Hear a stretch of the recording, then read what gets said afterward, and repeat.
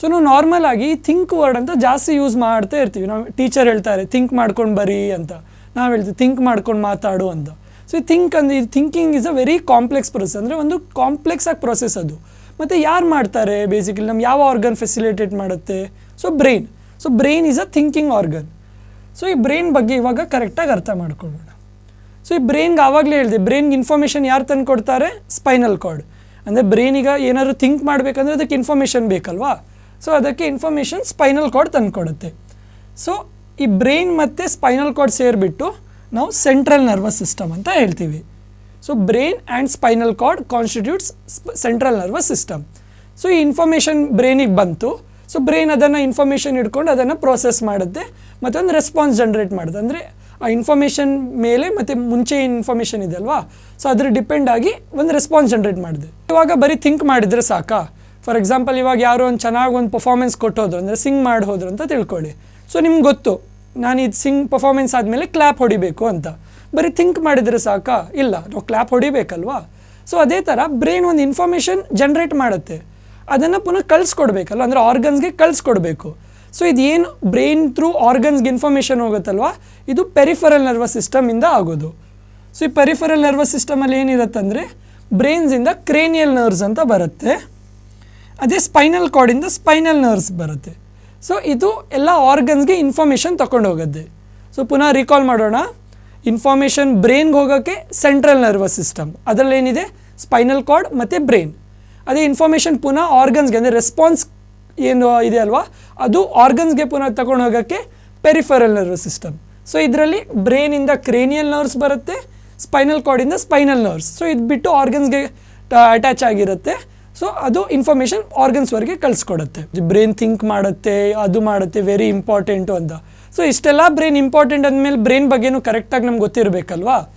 So ಇವಾಗ brain ಹತ್ರ information ಬಂದಾಗ ಇಡೀ ಬ್ರೈನ್ ಎಲ್ಲ ಇನ್ಫಾರ್ಮೇಷನ್ನ ಬರೀ ಇಡೀ ಬ್ರೈನಾಗಿ ಪ್ರೊಸೆಸ್ ಮಾಡುತ್ತಾ? ಇಲ್ಲ. ಸೊ ಈಚ್ ಅಂದರೆ ಬೇರೆ ಬೇರೆ ಟೈಪ್ ಇನ್ಫಾರ್ಮೇಷನ್ಗೆ ಬೇರೆ ಬೇರೆ ಪಾರ್ಟಿದು ಬ್ರೈನ್ ಆ್ಯಕ್ಟಿವೇಟ್ ಇರುತ್ತೆ. ಸೊ ನಾವು ಬ್ರೈನನ್ನು ನಾವು ಟೋಟಲ್ 3 ಡಿವೈಡ್ ಮಾಡ್ತೀವಿ: ಫೋರ್ ಬ್ರೈನ್, ಮಿಡ್ ಬ್ರೈನ್ ಮತ್ತು ಹೈಂಡ್ ಬ್ರೈನ್ ಅಂತ.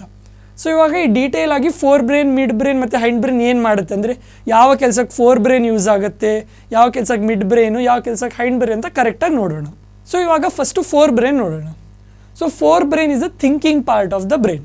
ಸೊ ಆವಾಗಿಂದ 2-3 ಸತಿ ಹೇಳಿದೆ ಥಿಂಕ್ ಮಾಡು, ಥಿಂಕ್ ಅಂತ ಹೇಳ್ತಾ ಇದ್ದೆ. ಸೊ ಈ ಥಿಂಕಿಂಗ್ ಏನಿದೆ ಅಲ್ವಾ, ಸೊ ಇದು ಫೋರ್ ಬ್ರೈನಲ್ಲಿ ಆಗುತ್ತೆ. ಅದು ಬಿಟ್ಟು ಫೋರ್ ಬ್ರೈನಲ್ಲಿ ಕೂಡ ಬೇರೆ ಬೇರೆ ಪಾರ್ಟ್ ಇರುತ್ತೆ. ಅಂದರೆ ಫಾರ್ ಎಕ್ಸಾಂಪಲ್ ಇವಾಗ ಏನೋ ನಾನು ಕೇಳಿಸ್ಕೊಂಡೆ, ಸೊ ಅಂದರೆ ಹಿಯರಿಂಗ್ ಪಾರ್ಟ್. ಸೊ ಅದನ್ನು ಪ್ರೊಸೆಸ್ ಮಾಡೋಕ್ಕೆ ಒಂದು ಹಿಯರಿಂಗಿಗೆ ಒಂದು ಸ್ಪೆಷಲ್ ಅಂದರೆ ಪಾರ್ಟ್ ಇರುತ್ತೆ ಫೋರ್ ಬ್ರೈನಲ್ಲಿ. ಅದೇ ಸ್ಮೆಲ್ಗೆ ಬೇರೆ ಇರುತ್ತೆ, ವಿಷನ್ಗೂ ಬೇರೆ ಇರುತ್ತೆ. ಅಂದರೆ ಕಣ್ಣಿಂದ ಇನ್ಫಾರ್ಮೇಷನ್ ಬಂದಿರೋದು ಒಂದು ಪಾರ್ಟು, ಸ್ಮೆಲ್ಗೆ ಇನ್ನೊಂದು ಆ ಥರ ಇರುತ್ತೆ. ಸೊ ಇದು ಏನು ಇನ್ಫಾರ್ಮೇಷನ್ ಬರುತ್ತಲ್ವ, ಸೊ ಈ ಫೋರ್ ಬ್ರೈನ್ ಅದನ್ನು ಇಂಟರ್ಪ್ರೇಟ್ ಮಾಡುತ್ತೆ, ಅಂದರೆ ಆ ಇನ್ಫಾರ್ಮೇಷನ್ನ ಅರ್ಥ ಮಾಡ್ಕೊಳ್ಳುತ್ತೆ ಮತ್ತು ರೆಸ್ಪಾನ್ಸ್ ಜನ್ರೇಟ್ ಮಾಡುತ್ತೆ. ಹೇಗೆ ರೆಸ್ಪಾನ್ಸ್ ಜನ್ರೇಟ್ ಮಾಡುತ್ತೆ? ಏನು ಇನ್ಫಾರ್ಮೇಷನ್ ಬಂದಿದೆ ಅದ್ರ ಡಿಪೆಂಡೆಂಟ್ ಆಗಿ, ಮತ್ತು ಪ್ರೀವಿಯಸ್ ಇನ್ಫಾರ್ಮೇಷನ್, ಅಂದರೆ ಬ್ರೈನಲ್ಲೂ ಇನ್ಫಾರ್ಮೇಷನ್ ಸ್ಟೋರ್ ಆಗಿರುತ್ತಲ್ವ, ನಾವು ಹೇಳ್ತೀವಲ್ಲ ನಾವು ಕಲಿತಾ ಇರ್ತೀವಂತ. ಸೊ ಇನ್ಫಾರ್ಮೇಷನ್ ಬ್ರೈನಲ್ಲಿ ಸ್ಟೋರ್ ಆಗಿರುತ್ತಲ್ವ, ಸೊ ಅದ್ರ ಮೇಲೂ ಆ ಇನ್ಫಾರ್ಮೇಷನ್ ಯೂಸ್ ಮಾಡಿಕೊಂಡು ರೆಸ್ಪಾನ್ಸ್ ಜನ್ರೇಟ್ ಮಾಡುತ್ತೆ. ಫಾರ್ ಎಕ್ಸಾಂಪಲ್ ಇವಾಗ ನಾನು ನಿಮ್ಮ ಹತ್ರ ಕೇಳಿದೆ 3+2 ಏನು ಅಂತ, ನೀವು ಹೇಳ್ತೀರಿ 5. ಸೊ ಇದೇನಾಯಿತು, ನಾನು ನಿಮ್ಗೊಂದು ಕೇಳಿದೆ, ನೀವು ಕೇಳಿಸ್ಕೊಂಡ್ರಿ, ಅಂದರೆ ಥ್ರೂ ಹಿಯರಿಂಗ್ ಅದನ್ನು ಕೇಳ್ಕೊಂಡ್ರಿ, ಬ್ರೈನ್ ಹತ್ರ ಹೋಯಿತು, ಫೋರ್ ಬ್ರೈನ್ ಅದನ್ನು ಪ್ರೊಸೆಸ್ ಮಾಡ್ತು ಮತ್ತು ರೆಸ್ಪಾನ್ಸ್ ಜನ್ರೇಟ್ ಮಾಡಿ ಥ್ರೂ ಪೆರಿಫರಲ್ ನರ್ವಸ್ ಸಿಸ್ಟಮ್ ನಿಮ್ಮದು ತಂಗ್ ಹತ್ರ ತಂತು, ಮತ್ತು ನೀವು ಹೇಳಿದ್ವಿ 5 ಅಂತ. ನೆಕ್ಸ್ಟ್ ಅದೇ ನಿಮ್ಮ ಹತ್ರ ನಾನು ಕೇಳಿದೆ ನಿಮ್ಮ ಹೆಸರೇನು ಅಂತ. ಸೊ ಇವಾಗ ನಿಮ್ಮ ಹೆಸರೇನು ಅಂತ ಕೇಳಿದಾಗ ಏನಾಗುತ್ತೆ, ನಿಮ್ಮ ಬ್ರೈನಲ್ಲಿ ಮೊದಲೇ ಸ್ಟೋರ್ ಇದೆ. ಇವಾಗ ನೀವು ನನ್ನ ಹತ್ರ ಕೇಳಿದ್ರೆ ನಾನು ಹೇಳ್ತೀನಿ ನನ್ನ ಹೆಸರು ವಿಘ್ನೇಶ್ ಅಂತ. ಸೊ ನನ್ನ ಬ್ರೈನಲ್ಲಿ ಮೊದಲೇ ಇನ್ಫಾರ್ಮೇಷನ್ ಸ್ಟೋರ್ ಇದೆ, ಅದೇ ಪುನಃ ರೆಸ್ಪಾನ್ಸ್ ಜನ್ರೇಟ್ ಮಾಡಿ ನನಗೆ ತಂಗ ಹತ್ರ ಬರುತ್ತೆ, ನಾನು ಅದನ್ನು ರೆಸ್ಪಾಂಡ್ ಆಗಿ ಹೇಳ್ತೀನಿ ವಿಘ್ನೇಶ್ ಅಂತ. ಸೊ ಈ ಥರ ಫೋರ್ ಬ್ರೈನ್ ವರ್ಕ್ ಆಗುತ್ತೆ ಫಾರ್ ಥಿಂಕಿಂಗ್. ಇವಾಗ ಮಿಡ್ ಬ್ರೈನ್ ಮತ್ತು ಹೈಂಡ್ ಬ್ರೈನ್ ನೋಡೋಣ. ಸೊ ಇವಾಗ ನಾನು ಸ್ಟಾರ್ಟಿಂಗಲ್ಲಿ ಒಂದು ಸತಿ ಇನ್ವಾಲಂಟ್ರಿ ಆ್ಯಕ್ಷನ್ ಅಂತ ಒಂದು ಯೂಸ್ ಮಾಡಿದ್ದೆ ಅಲ್ವ ವರ್ಡ್. ಯಾವಾಗ ಯೂಸ್ ಮಾಡಿದ್ದೆ? ರೆಸ್ಪಾನ್ಸ್ ಟು ಸ್ಟಿಮ್ಯುಲಸ್ ಎಕ್ಸ್ಪ್ಲೇನ್ ಮಾಡ್ತಿದ್ದಲ್ಲ, ರಿಫ್ಲೆಕ್ಸ್ ಆರ್ಕ್, ಅದರಲ್ಲಿ ರಿಫ್ಲೆಕ್ಸ್ ಆ್ಯಕ್ಷನ್. ಸೊ ಆವಾಗ ಇನ್ವಾಲಂಟ್ರಿ ಅಂತ ಯೂಸ್ ಮಾಡಿದ್ದೆ. ಏನಿತ್ತದು ಅಂದರೆ ನಮ್ಮ ಕಂಟ್ರೋಲಲ್ಲಿ ಇರೋದಿಲ್ಲ ಅಂತ.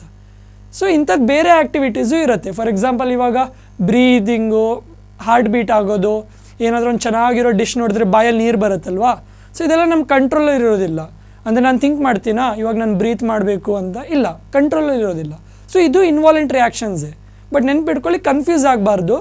ಅಲ್ಲಿ ರಿಫ್ಲೆಕ್ಸ್ ಆ್ಯಕ್ಷನಲ್ಲಿ ಒಂದು ಸ್ಟಿಮ್ಯುಲೈ ಇತ್ತು, ಅಂದರೆ ಸ್ಟಿಮ್ಯುಲಸ್ ಇತ್ತು, ಆ ಸ್ಟಿಮ್ಯುಲಸ್ಸಿಂದ ನಾವು ಒಂದು ಇನ್ವಾಲಂಟ್ರಿ ಆ್ಯಕ್ಷನ್ಸ್, ಇದು ಬ್ರೈನ್ ಡೈರೆಕ್ಟಾಗಿ ಬ್ರೈನ್ ಕಂಟ್ರೋಲ್ ಮಾಡ್ತಾ ಇರುತ್ತೆ. ಅಲ್ಲಿ ರಿಫ್ಲೆಕ್ಸ್ ಆರ್ಕಿಂದ ಬರುತ್ತೆ, ಇಲ್ಲಿ ಬ್ರೈನ್ ಸೆಂಟ್ರಲ್ ಯಾಕೆ ಕಂಟ್ರೋಲ್ ಮಾಡುತ್ತೆ. ಇವಾಗ ನಾನು ಹೇಳಿಬಿಟ್ಟೆ ಅಲ್ವಾ, ಬ್ರೈನ್ ಕಂಟ್ರೋಲ್ ಮಾಡುತ್ತೆ ಅಂದರೆ ಯಾರು ಕಂಟ್ರೋಲ್ ಮಾಡ್ತಾರೆ, ಮಿಡ್ ಬ್ರೈನ್ ಮತ್ತು ಹೈಂಡ್ ಬ್ರೈನ್. ಸೊ ಇದು ಮಿಡ್ ಬ್ರೈನ್ ಮತ್ತು hind brain is mainly responsible for involuntary actions. ನಮ್ಮ ಬಾಡಿಯಲ್ಲಿ ಏನೆಲ್ಲ ಇನ್ವಾಲಂಟ್ರಿ ಆ್ಯಕ್ಷನ್ಸ್ ನಡೆಯುತ್ತೆ, ನೀವು ಎಕ್ಸಾಮಲ್ಲಿ ಕೇಳಿದ್ರೆ ಈ ಎಕ್ಸಾಂಪಲ್ ಹೇಳ್ಬೋದು, ಬ್ರೀತಿಂಗು, ಹಾರ್ಟ್ ಬೀಟು, ಅಥವಾ ಮೌತ್ ವಾಟ್ರಿಂಗ್ ಅಂದರೆ ಬಾಯಲ್ಲಿ ನೀರು ಬರೋದು ಹೇಳ್ತೀವಲ್ವಾ, ಏನಾದರೂ ಚೆನ್ನಾಗಿ ಡಿಶ್ ನೋಡೋದು. ಸೊ ಅಂಥ ಆ್ಯಕ್ಷನ್ಸ್ಗೆ ಮಿಡ್ ಬ್ರೈನ್ ಮತ್ತು ಹೈಂಡ್ ಬ್ರೈನ್. ಅದು ಬಿಟ್ಟು ಇನ್ನೂ ಇನ್ವಾಲಂಟ್ರಿ ಆ್ಯಕ್ಷನ್ಸ್ ಇರುತ್ತೆ, blood pressure control, salivation, vomiting. So ಇದೆಲ್ಲ ಮೇಯ್ನ್ಲಿ ಹೈಂಡ್ ಬ್ರೈನ್, ಇದು ಮೆಡ್ಯುಲಾ ಪಾರ್ಟ್. ಸೊ ಈ ಪಾರ್ಟ್ ಇದೆ ಅಲ್ವಾ, ಸೊ ಇದನ್ನು ಮೆಡ್ಯುಲಾ ಅಂತ ಹೇಳ್ತೀವಿ. ಸೊ ಹೈಂಡ್ ಬ್ರೈನ್ ಇದು ಈ ಪಾರ್ಟು ಇಂಥ ಇನ್ವಾಲಂಟ್ರಿ ಆ್ಯಕ್ಷನ್ಸ್ಗೆ ಕಂಟ್ರೋಲ್ ಮಾಡುತ್ತೆ. ಇವಾಗ ನಾವು ಎಲ್ರಿಗೂ ನಮ್ಗೆ ಆಲ್ಮೋಸ್ಟ್ ನಾವು ಸೈಕಲ್ ನಡೆಸೋಕೆ ಕಲ್ತೀವಿ, ಸಣ್ಣ ಇರಬೇಕಾದ್ರೆ ಸೈಕಲ್ ನಡೆಯೋಕೆ ಕಲಿತೀವಿ. ಸೊ ಸೈಕಲ್ ನಡೆಸ್ಬೇಕಂದ್ರೆ ಏನು ಇಂಪಾರ್ಟೆಂಟ್, ಫಸ್ಟು ನಮಗೆ ಬ್ಯಾಲೆನ್ಸ್ ಬರಬೇಕು ಅಂತ ಹೇಳ್ತೀವಿ. ಮತ್ತು ಸಣ್ಣ ಮಗು ನಡೆಯೋಕ್ಕೆ ಕಲಿತಾರೆ. ಸೊ ನಡಿಬೇಕಂದ್ರೆ ಏನು ಬೇಕು, ಕರೆಕ್ಟಾಗಿ ಒಂದು ಪೋಸ್ಟರ್ ಬೇಕು, ಅಂದರೆ ಸ್ಟ್ರೇಟಾಗಿ ನಡಿಬೇಕು. ಈ ಥರ ಎಲ್ಲ ನಡೆದ್ರೆ ಕರೆಕ್ಟಾ, ಇಲ್ಲ. ಸೊ ಇಂಥದ್ದೆಲ್ಲ ಬ್ಯಾಲೆನ್ಸು ಮತ್ತು ಪೋಸ್ಚರು ಇದಕ್ಕೆಲ್ಲ ಕಂಟ್ರೋಲ್ ಮಾಡೋದು cerebellum. So cerebellum is a part of hind brain which is responsible for precision of voluntary actions and maintaining the posture and balance. Precision ಅಂದರೆ ಯಾವ ಸೂಕ್ಷ್ಮತೆಯಿಂದ ನೀವು ಆ ಕೆಲಸ ಮಾಡ್ತೀರಿ ಅದನ್ನು ನಾವು ಪ್ರಿಸಿಷನ್ ಅಂತ ಹೇಳ್ತೀವಿ. ಸೊ ಈ ಪ್ರಿಸಿಷನ್ ಮತ್ತು ಪೋಸ್ಚರ್ ಮತ್ತು ಬ್ಯಾಲೆನ್ಸ್ಗೆ cerebellum is responsible. So cerebellum ಅಂಥ ಆ್ಯಕ್ಟಿವಿಟೀಸನ್ನು ಕಂಟ್ರೋಲ್ ಮಾಡುತ್ತೆ. ಇಷ್ಟೆಲ್ಲ ಬ್ರೈನ್ ಬಗ್ಗೆ ಕಲಿದ್ವಿ, but brain diagram is very important. ನಿಮ್ಗೆ ಎಕ್ಸಾಮಲ್ಲೂ ಕೇಳ್ತಾರೆ.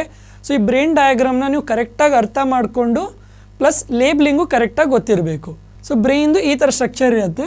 ಸೊ ಅವಾಗ ಹೇಳ್ದಲ್ಲ, ಸೊ ಫಸ್ಟ್ ಏನು ಮಾಡಬೇಕಂದ್ರೆ 3 ಪಾರ್ಟನ್ನು ಕರೆಕ್ಟಾಗಿ ಬರಬೇಕು, ಫೋರ್ ಬ್ರೈನ್, ಮಿಡ್ ಬ್ರೈನ್ ಮತ್ತು ಹೈಂಡ್ ಬ್ರೈನ್. ಸೊ ಈ ಪಾರ್ಟು ಫೋರ್ ಬ್ರೈನು. ಸೊ ಇಲ್ಲಿ ನಾನು ಫೋರ್ ಬ್ರೈನ್ ಅಂತ ಲೇಬಲ್ ಮಾಡಿದೆ. ನೆಕ್ಸ್ಟ್ ಏನು ಮಾಡಿ, ಹಿಂಡ್ ಬ್ರೈನ್. ಹಿಂಡ್ ಅಂದರೆ ಈ ಪಾರ್ಟ್ ಇಷ್ಟಿದೆ ಅಲ್ವ, ಇದನ್ನು ಹಿಂಡ್ ಬ್ರೈನ್. ಮಿಡ್ ಅಂದರೆ ಗೊತ್ತು, ಮಿಡ್ ಅಂದರೆ ಇದು ಮಿಡಲ್. ಸೊ ಈ ಪಾರ್ಟನ್ನು ಮಿಡ್ ಬ್ರೈನ್ ಅಂತ ಹೇಳ್ತೀವಿ. ಸೊ ಇಷ್ಟೆಲ್ಲ ಆದಮೇಲೆ ನೆಕ್ಸ್ಟ್ ಏನು, ಸ್ಕಲ್.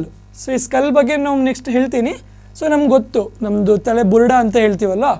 ಸೊ ಇದನ್ನು ನಾವು ಕ್ರೇನಿಯಮ್ ಅಂತಲೂ ಬರಿಬೋದು, ಸ್ಕಲ್ ಅಂತಲೂ ಹೇಳ್ಬೋದು. ನೀವು ಕ್ರೇನಿಯಮ್ ಬರೆದ್ರೆ ಒಳ್ಳೆಯದು, ಇಲ್ಲದ್ರೆ ಸ್ಕಲ್ ಅಂತ ಬರಿಬೇಕು. ನೆಕ್ಸ್ಟು ಇಲ್ಲಿ ಪಿಟ್ಯೂಟರಿ ಗ್ಲ್ಯಾಂಡ್ ಅಂತ ಇರುತ್ತೆ. ಸೊ ಈ ಪಿಟ್ಯೂಟರಿ ಗ್ಲ್ಯಾಂಡ್ ಬಗ್ಗೆ ನಾವು ಮುಂದೆ ಎಂಡೋಕ್ರೈನ್ ಗ್ಲ್ಯಾಂಡ್ಸ್ ಬಗ್ಗೆ ಕಲಿದಾಗ ಗೊತ್ತಾಗುತ್ತೆ. ಇವಾಗ ಈ ಹೈಂಡ್ ಬ್ರೈನಲ್ಲಿ 3 ಪಾರ್ಟ್ ಇದೆ, ಪಾನ್ಸ್, ಮೆಡ್ಯುಲಾ, ಸೆರೆಬೆಲಮ್. ಅದರಲ್ಲೂ ಕೂಡ ನಾವು ಮೆಡ್ಯುಲಾ ಮತ್ತು ಸೆರೆಬೆಲಮ್ದು ನಾವು ಏನು ಆ್ಯಕ್ಟಿವಿಟಿ ಅಂದರೆ ಯಾವುದಕ್ಕೆ ಕಂಟ್ರೋಲ್ ಮಾಡುತ್ತೆ ಅಂತ ನಾವು ಹೇಳಿದ್ದೀವಿ. ಸೊ ಈ ಪಾರ್ಟು ಮೆಡ್ಯುಲಾ ಮತ್ತು ಇದಿದೆ ಅಲ್ವಾ, ಸೊ ಇದನ್ನು ನಾವು ಸೆರೆಬೆಲಮ್ ಅಂತ ಹೇಳ್ತೀವಿ.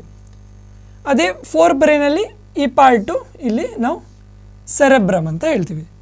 ಫೈನಲಿ ಇದು ಗೊತ್ತು ನಿಮಗೆ, ಏನಿದು ಇನ್ಫಾರ್ಮೇಷನ್ ಬರೋಕ್ಕೆ ಮತ್ತು ಪುನಃ ಪೆರಿಫರಲ್ ಟೈಮ್ಗೆ ಇನ್ಫಾರ್ಮೇಷನ್ ಕಳ್ಸೋಕ್ಕೆ ಏನಿದೆ, ಸ್ಪೈನಲ್ ಕಾರ್ಡ್. ಸೊ ಇಷ್ಟು ಲೇಬಲ್ ಕರೆಕ್ಟ್. ಮತ್ತು ಈ ಪಾರ್ಟು ಹೈಪೋಥ್ಯಾಲಮಸ್ ಅಂತ. ಸೊ ಇಲ್ಲಿ ನೀವು ಹೈಪೋಥ್ಯಾಲಮಸ್ ಅಂತ ಈ ಥರ ಮೆನ್ಷನ್ ಮಾಡಬೇಕು. ಸೊ ಇದನ್ನು ಕರೆಕ್ಟಾಗಿ ಡಯಾಗ್ರಾಮ್ ಪ್ರಾಕ್ಟೀಸ್ ಮಾಡ್ತಾ ಇರಬೇಕು. ಫಸ್ಟ್ ಟೈಮ್ನಲ್ಲಿ ಬರದೇ ಇರ್ಬೋದು.